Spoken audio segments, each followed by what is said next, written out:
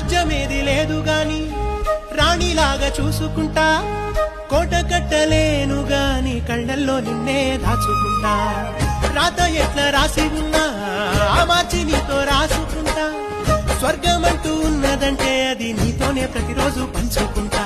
నిన్ను గన్న మీ నాన్న కన్నా అల్లారు ముద్దుగా సాదుకుంటా. నీకు కోపం వస్తే కొంత దూరం ఉంటా, నువ్వు గీత గీస్తే నేను దాటనంటా.